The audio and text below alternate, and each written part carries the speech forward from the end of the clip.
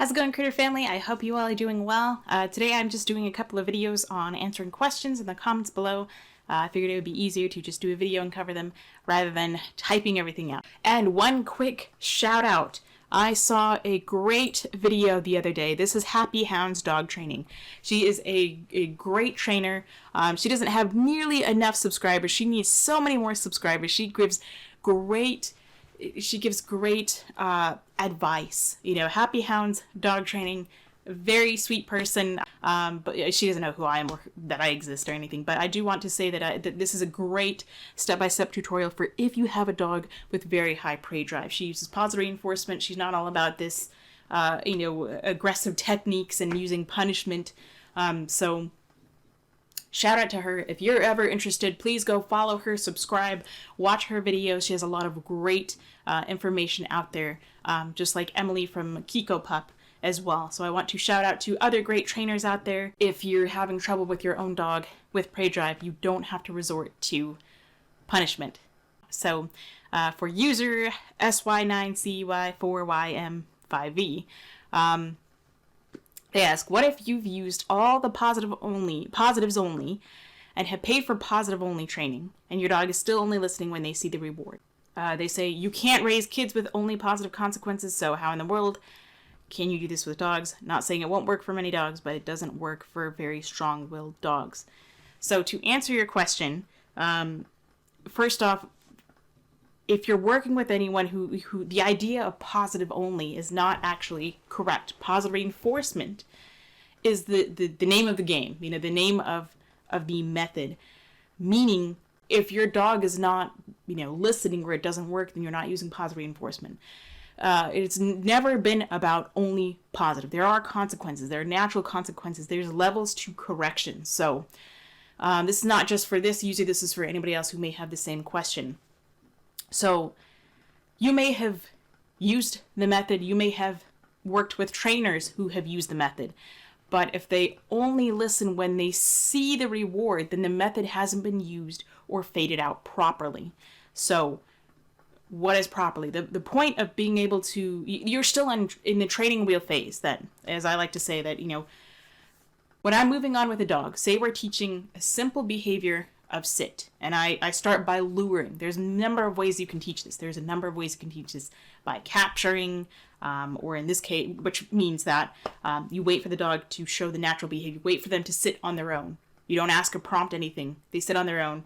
You capture that moment by saying, yes, you would mark with a clicker, or say yes, and then you would reward.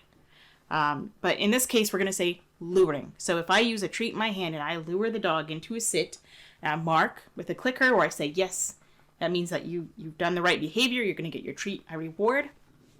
I do that, so on and so forth.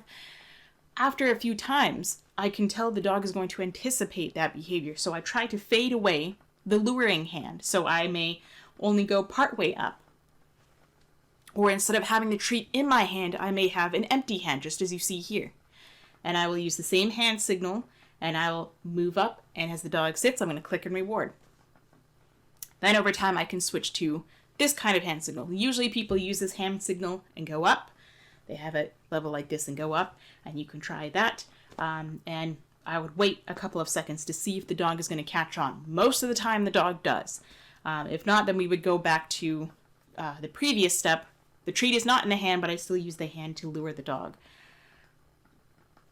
Dogs are pretty smart, and they can figure it out at this point that, oh, I sit and I reward.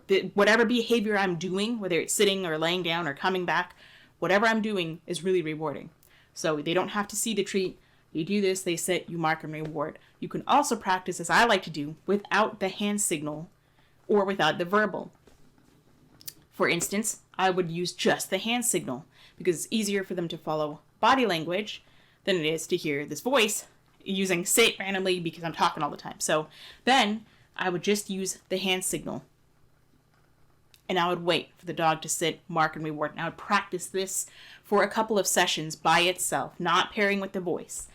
Then again, they're still not seeing the treat. Then I would work on just the voice, where I would sit and I would say sit once, or whatever their word is.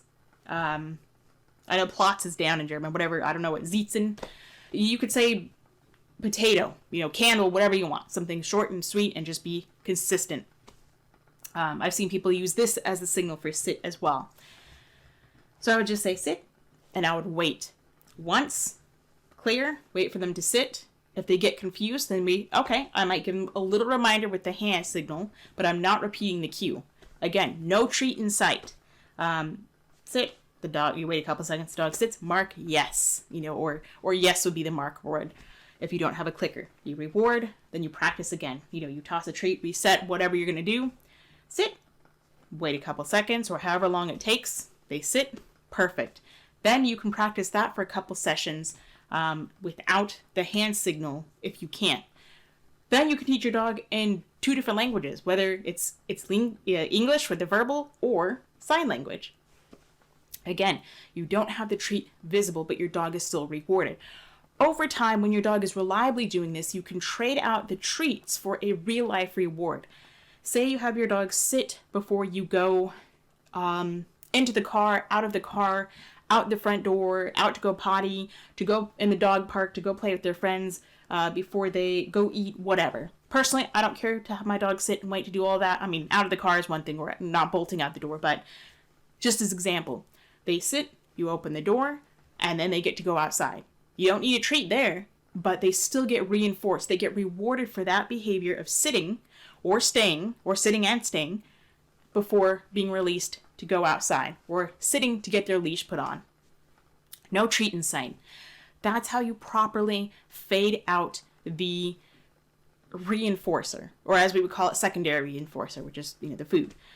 But we always want to pair it, any behavior we ask of our dog, we want to pair it with something rewarding, because again, it makes no sense to your dog to sit and wait to eat, to sit before going through the door, to sit to put a leash on, to walk with a leash on, to walk by your side, to, not be able to sniff the neighbor dog's butt, not to jump up on the mailman and say hello. So we have to make it make some kind of sense to them.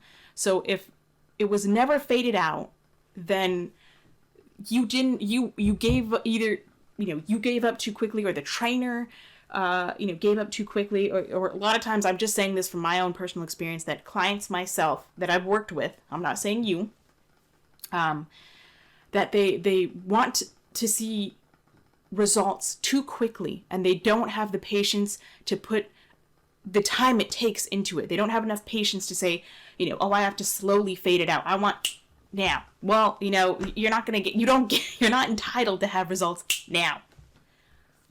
Learning takes time. So you take the time it takes less time. If you try to cut corners, as I talk about in the previous video that was up, where I tried to train, my Shiba, the recall. First, I started with come, and I screwed it up because I would work too quickly. I would take him outside and practice him off leash, or practice him on a long line before he was ready, and it ruined the cue because it became a game and he would run away. Then I switched the cue from COME to here, to side, to a number of different things, and eventually I just made a noise. Hoo-ah!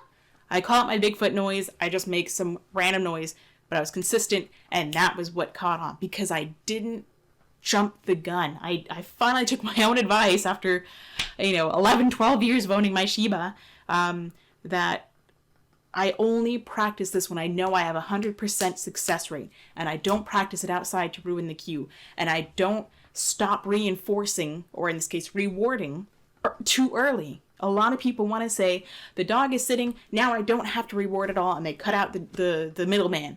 But they still expect the dog to listen. That only works if you're going to use corrections. And even then, corrections are supposed to be faded out, but nobody fades them out. I'm not talking just specifically to you. I'm saying that more like to the trainers. So it sounds like it doesn't make sense, but you need to be patient and understand that you say you can't use, only positive consequences. Well, of course you can't use, positive only doesn't exist. There's, life circumstances. So you say that you can't use, I'm going to say gentle parenting is another term for that, with children, when actually you can. It doesn't mean it's passive or you are lazy. Gentle parenting doesn't mean you're lazy and you talk to them in a nice voice. It means you prevent behaviors from occurring before they do, or if they do occur, human children, you can take aside and talk to them to some degree. I mean, you control everything in a child's life pretty much, but you are even more controlling of a dog's life. So you can prevent them from learning bad lessons. If you don't want them peeing in the house or getting in the garbage, then you need to pick up the garbage or keep them on a regular potty schedule or keep them supervised, either in a puppy pen, in a crate, but make sure that they get out and they get exercise and they get potty breaks and all that. It's not the crate is not a babysitter. You need to take accountability for yourself. The person who posted this is probably long gone, but for people that have these same questions, you need to look at yourself in the mirror. You control everything your dog does. You control what type of food your dog eats, how much they eat, when they eat, if they get to eat, if they have water, if they have clean water, how much water they can drink, if they get to go outside, when they go to the bathroom, where they go to the bathroom. I mean, you see every aspect of your dog's life can be and is controlled a lot of times. So if we don't like what we see, we need to change what we do because we are the ones who are causing this behavior. And in the second question, they say, because they're talking about Julie's Canine Academy, which this guy is just, in my opinion, an idiot, a very dangerous idiot. As I titled, another trainer giving bad advice. This person says, so what is your alternative to bad behaviors besides throwing a shoe?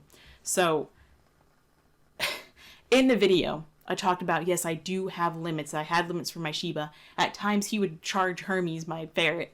And if I wasn't prepared, that was my fault that happened. Because I wasn't supervising him, I wasn't preventing things. In that time, I would just take a chew and throw it in the general direction, not at him, and it wouldn't even come anywhere close to him. It was just enough to make a noise to snap Adonis out of that mindset. And he is a type of dog where he can handle more pressure. It doesn't mean that I use it as an excuse to only put pressure on him. After that point, I said, I need to keep you